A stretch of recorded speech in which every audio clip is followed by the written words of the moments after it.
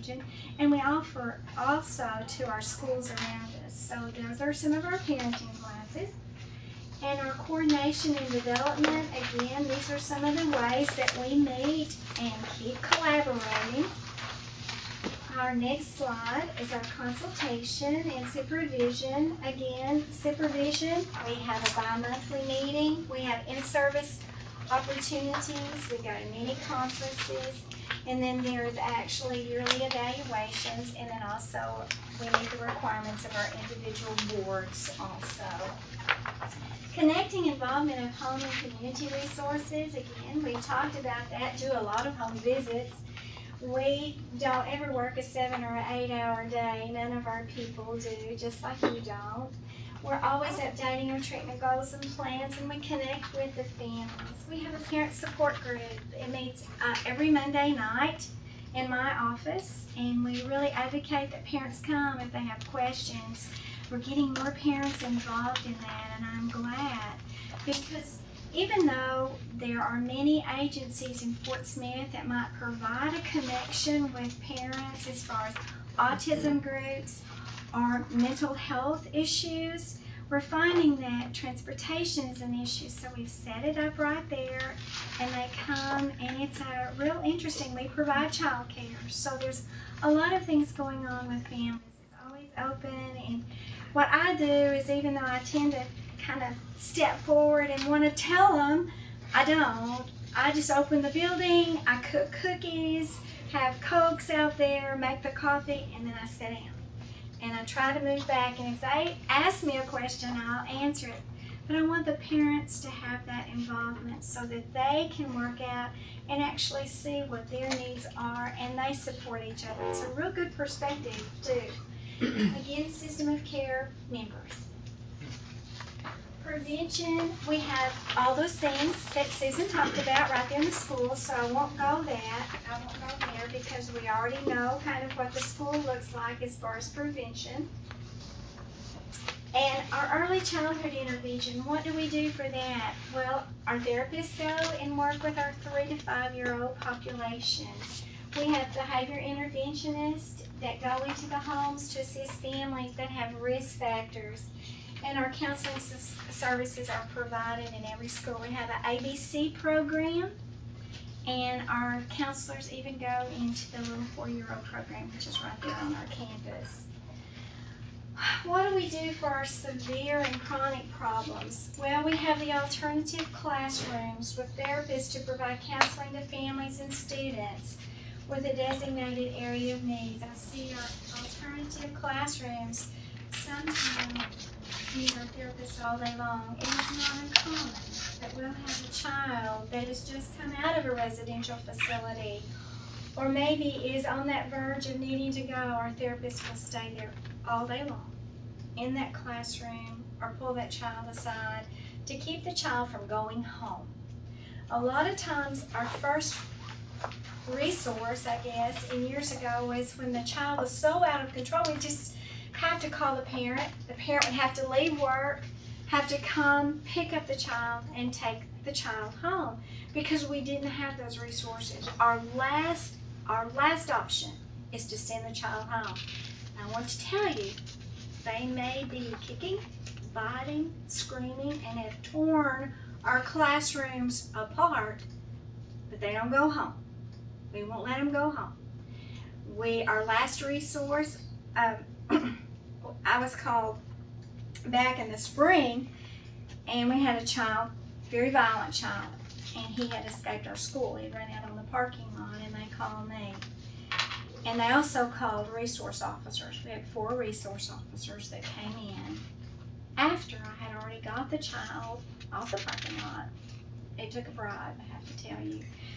No ingenious counseling here, y'all. Just whatever it took, I did. Got him safely back into the school building. And the resource officers came in, and they were ready to talk to him.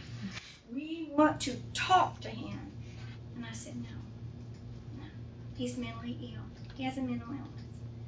It's not going to do any good for you to talk to. Years before, I don't know that we would have had that option. Early intervention reveals, and we talked to our therapists and we tried to think of everything that we could. Well, our therapists at the upper levels said progress in their social skills. We have little children that are coming in with huge behavioral and emotional needs, and by the time they're 3rd and 4th grade, social skills have greatly improved. This is the most exciting for special educators. Our testing documentation reveals moving from the eligibility of emotionally disturbed eligibility to other categories. Maybe now it's a learning disability. This year, 4 of our children who were emotionally disturbed eligibility in special education moved out of that category range. Y'all, that's exciting. That is huge for us. We have consistent teaching of skills. We have less discipline issues. We have improved attendance because our people, like Stan, go there and get them out of bed sometimes. We are having a lot of transition from our alternative programs to general education classrooms.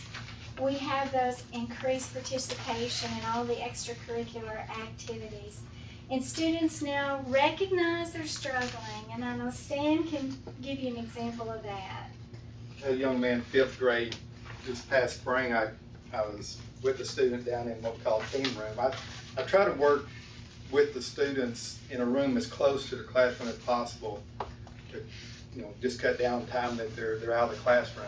I came back with just a note on my door and said, I need to see you as quick as possible. So I went down to the 5th grade hall, got him out of class, and I said, what's going on? And he just told me, he said, I deal with anger issues, and I can tell I'm starting to get angry. And so, we talked about it. There were some things at home. And so, it's neat to see where even in 5th grade, they know that they can recognize their feelings. They can realize when they're starting to get angry or anxious or whatever, and can come to you and do that. And just throw a couple things in. My first year there was a 6th grader. That was the first time he had been in public schools or in school period since 1st grade. He had been in facilities and day treatment and that sort of thing. And the great thing about the way we're set up is that young man, sometimes I would see him 5 or 6 times a day. Sometimes I get around to the hall and his knuckles would be bloody where he's been hitting the walls. He didn't know his multiplication facts. Well, my wife's a math teacher at junior high, so I just call and say, I've got one of my kids. She'd say, send him on. And so right now today, see, he'll be going into 9th grade. 7th grade, I saw him maybe 4 times. 8th grade, I saw him twice. He's in extracurricular activities. He's in a regular classroom. And like I said, the 4 years prior to that, he hadn't even been in school. So it's great to see that how much time you have to take with them, you're able to do that. And back to the life coach, if you ever get the opportunity to do that, be cautious of what you say. But I told the guy, I said, anything you need, call and let me know. My phone rang one night, and this kid said, Mr. Escalante, you said if we need anything, let me know. I said, yeah, and he said, I need a place to live or I'm going to DHS. And I said, pack your stuff. So last year, all spring semester, my wife and I had a 10th grader living with us.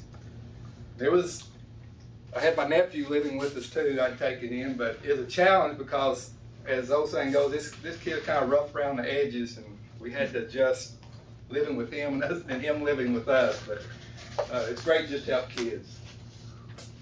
Differences made in the school. I think you can look at those slides and you can already see and know what we're talking about. The differences. I think if we could say anything, it's less staff turnover, that consistency of service, and everyone is seen regardless of income.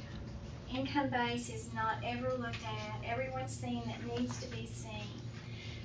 The next slide is just a repeat of that slide, so we'll just kind of go on. Cost effectiveness is there for you.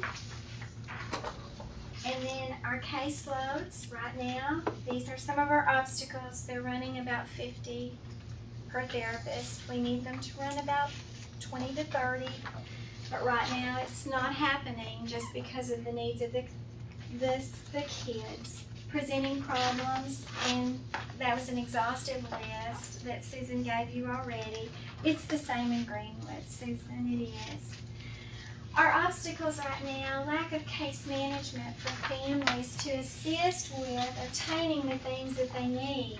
Now, I listed before that we had a case manager. We actually had two, but they work for Western Arkansas Counseling and Guidance. I approached Western Arkansas Counseling and Guidance and said, can they help our 3 therapists? We have 3 therapists whose families need help too. But they said at this time, no, due to liability. They can only work for the therapists that are assigned to our school. So that definitely is an obstacle for us.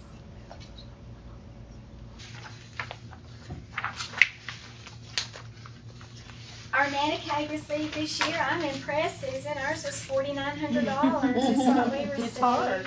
It's very hard.